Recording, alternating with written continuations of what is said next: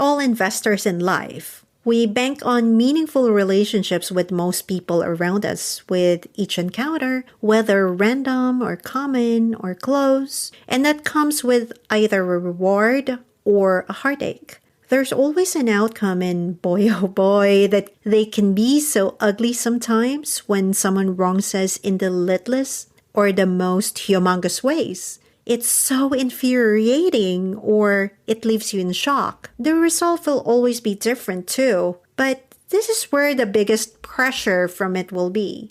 Are you willing to forgive? That's a loaded question.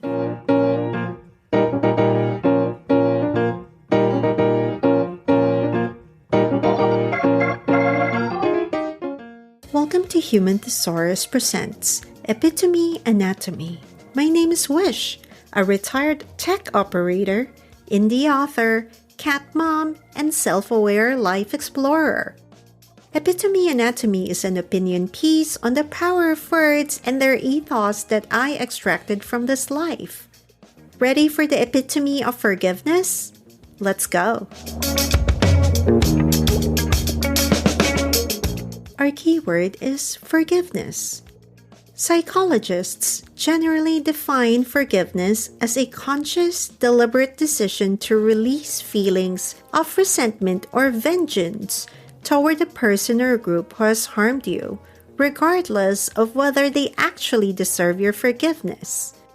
This is according to Greater Good magazine of UC Berkeley. Forgiveness stems from the Old English word forgiven, meaning to give up, allow, or remit a debt. It is a compound of the prefix for, meaning completely or away, and given, meaning to give. Therefore, the etymological root of the word translates literally to giving completely or giving up, the desire to punish. Top synonyms for forgiveness include pardon, absolution, mercy, and clemency. There are lots of people in my past lives, I'm a cat, who did shitty stuff to me before. I'm not a victim, but that does not mean that it erases my history of a few people, a few characters who took advantage of me. I remember one who made me homeless, penniless. Thankfully, I've got friends who saved me at that time. I'm still friends with them, by the way, but not that person. There's another one who was so emotionally abusive of me that I almost lost myself or who I am. I also had an ex who was a serial cheater and now in prison in the US for murder. That's a different story another time. I had a few who took advantage of my kindness because they were perpetual victims. They see me as evil, projecting all of their shortcomings and made me the villain of their own stories. And there are a lot of people who did a few different betrayals to me, one way or another. There are lots of bad people out there, but good people still outweighs them at the end of the day. So in terms of forgiveness, I will read to you one thing first before I go on. I will continue this paragraph that I got for the definition of forgiveness. This is from Greater Good magazine of University of California, Berkeley. To quote, just as important as defining what forgiveness is, though, is understanding what forgiveness is not. Experts who study or teach forgiveness make clear that when you forgive, you do not gloss over or deny the seriousness of an offense against you. Forgiveness does not mean forgetting, nor does it mean condoning or excusing offenses. Though forgiveness can help repair a damaged relationship, it doesn't obligate you to reconcile with the person who harmed you or release them from legal accountability. Oh, accountability. In terms of forgiveness, as a whole, my stance has always been consistent. I've been reflecting on this when I was writing my intro script, how I forgive. I was also talking about forgiveness with my friend Sophia the other day. She's also based in London. We were talking about her past and my past, and there's a theme of how we forgive or how we don't need to forgive. Reflecting on all of these, going back, circling back to my stance, it's always been consistent with me throughout life how I view forgiveness. I know for a fact that I do not forget. That the bigger events, the bigger heartache, painful events are not forgotten in my life. In terms of forgiveness, I normally, regularly or always do it, not to appease other people, not for the one who wronged me, but I forgive, not for them, but for myself. One of the formative word here is release. Forgiveness is equals to release. And forgiveness for me is inwards. I base on time. I know that I have to go through process, to go through this forgiveness, for forgetting or moving on and all of this. So I go through the process of replaying those things sometimes in my head and trying to find imaginative, most creative ways of eliminating this person in my life. Just in my head. It's cathartic to do that. I'm sure you do too.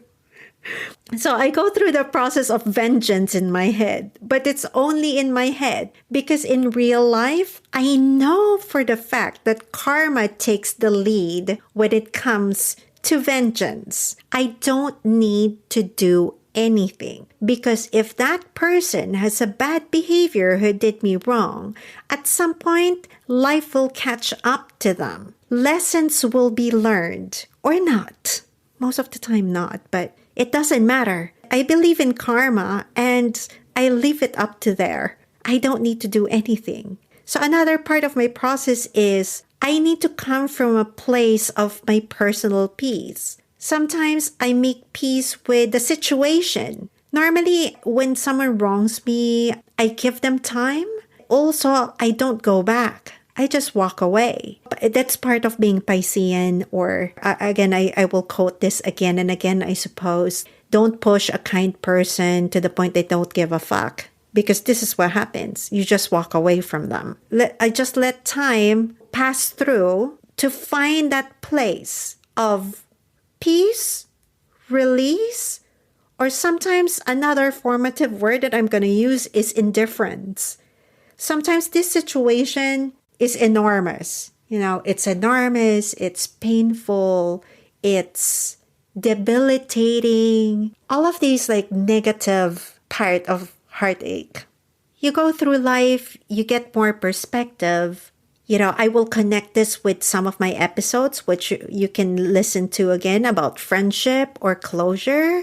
So you combine all of these things. And you become indifferent, or sometimes we only knew what we knew at that time, that when we move on and experience more in life, that we realize what pained us at that time or who wronged us at that time. Yes, we recognize what happened there, but it doesn't matter to you anymore because you've moved on through leaps and bounds. That it didn't matter anymore. That does not mean that you've forgotten completely. Or sometimes, there are some little things that the indelible mark of that person is that person is annoying, or that person was so horrible. That's a horrible person. And then someone would ask, what did they do? I actually can't remember anymore. I just remember the feelings of it. I don't know, but I just remember that person is back. There are also major turning points in our lives where someone did us some shit and that leaves a mark. I remember this very clearly. Remember the one who got me homeless and penniless? I remember this 20 plus years. This happened 20 plus years. But I will always say the same exact thing. I will never ever be like her. This is my hallmark card moment. When that happened to me, I remember that's what I said. And I will keep on saying that now. So whenever I self-check with just tidbit or a teeny tiny fragment of her behavior that I'm doing, I will cut myself off immediately because I will always stay true to myself that I will never, ever be like her. Have I forgiven her? Have I forgotten her? Be my guest. There's just no resentment towards it. I think I made peace with it quite a long time ago. I'm not resentful. I am actually, at this point, I'm not even indifferent about the situation or the person. When she gets mentioned in a conversation, I'm not indifferent. I'm not angry at her, but I feel more at this point in my life, after 20 plus years, pity. Pity for who she was and perhaps is. I still hear some stuff about her and it looks like nothing much has changed with the behavior. But I pity her. What a very sad place to be at. Now that some of the people who wronged us in the past gets mentioned, part of the process, at least for me, is when I accepted that that happened and I moved on, I accepted that sometimes some of those people could still trigger me when they get mentioned. They trigger me in a way that, yes, you've moved on, no more resentment. But when they get mentioned or doing something to another person that I know or care about, of course I will react because I know it by history. I know what happens and I could predict it already because I've learned from it. So I do accept this is where the I don't forget factor is coming from. I usually don't forget most of these big events only because I've learned from them and I want to be better than what it was. I don't want to become like them. I want to be a better person. I don't want to be the villain. I don't want to be hateful. I don't want to be a perpetual victim. I don't want to be a murderer. I don't want to be emotionally abusive. I don't want any of those things. I only remember because of the lessons that I've learned from them. Again, in the matter of forgiveness, it's very much for me inwards. Forgiveness is equivalent to release for me. When I release the person, I don't expect to go back to any of the damaged relationship beyond reason. And some of the relationship that I gain back, it's only because I humbled myself down or it's a completely situation altogether. And sometimes some forgiveness with reconciliation happens genuinely. It's because it was salvageable. And some people are just suckers going back or reconciling. Maybe it doesn't need to be, or maybe it does. This is how complex some things are. But as complex as they are, there's always a way to simplify them. We don't need to overload ourselves with too many burdens of the past. We have to offload so that we can live in the present and appreciate what we have right now because we're alive. And if you're religious, your reasons may be different. The society or your church or your beliefs may advise you to forgive. And perhaps that's a good thing. It's a good reminder too. It's really more of how are you going to release yourself with these negative emotions that you have? So regardless of religion or not or something else, we need to save ourselves from resentment because of other people's bad decisions. How about you? How do you forgive? Are you the petty kind or the mature kind? Please comment. I'd love to hear from you. I have a direct message via text or voicemail on top of each of my episode summaries, so please check them out. And also check out my other back episodes.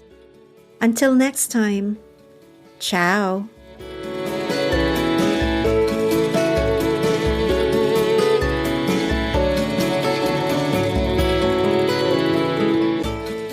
Comment, like, subscribe, and share wherever you listen to podcasts. You can also visit humanthesaurus.co. That's where my show notes are. Epitome Anatomy is produced by me and Jeremiah Ronquillo. Music by Ketsa UK. All rights reserved by Wishblizz Media. Thank you and see you in the next episode.